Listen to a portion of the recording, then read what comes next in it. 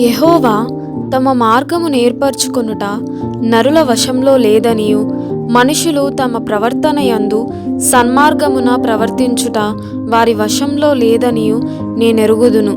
ఇర్మియా గ్రంథము 10వ అధ్యాయము 23వ వచనము. సరళమైన మార్గమున నన్ను నడిపింపుము.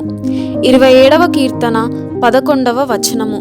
చాలామంది దేవుడు తమని నడిపించేలా తమని తాము ఆయన ఆధీనం చేసుకోరు, కానీ ఆయన్ని నడిపించాలని చూస్తారు.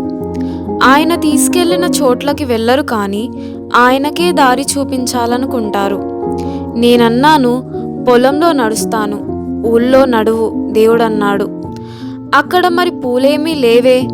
పూలు లేవు, కానీ కిరీటం ఉంది. నేనన్నాను, ఆకాశం నల్లగా ఉంది, అంతా రొద రణగొన ధ్వని.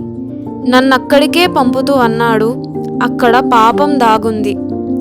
గాలి స్వచ్ఛంగా లేదు, పొగమంచు పట్టేసింది అన్నాను. ఆత్మలు రోగాలతో ఉన్నాయి. ఆయనన్నాడు, పాపాంధకారం ఉంది. వెలుగుకి దూరమైపోతాను, మిత్రులుండరు అన్నాను. ఆయనన్నాడు, ఇప్పుడే కోరుకో, మిత్రులా నేనా? కాస్త గడువు ఇమ్మన్నాను. ఆయనన్నాడు, తేల్చుకోవడం కష్టంగా ఉందా? నీ మార్గదర్శిని అనుసరించి వెళ్తే పరలోకానికి దారి కష్టం కాదు. ఉద్యానవనం వంక ఒకసారి చూశాను. ఊరు వైపు తిరిగి చూశాను. కుమారుడా, విధేయుడవుతావా? అప్పుడన్నాడు, కిరీటం కోసం పూలను వదులుతావా? ఆయన చేతిలో పడింది చేయి. నా హృదయంలోకి వచ్చాడాయన. ఆ దివ్యకాంతిలో నడిచాను.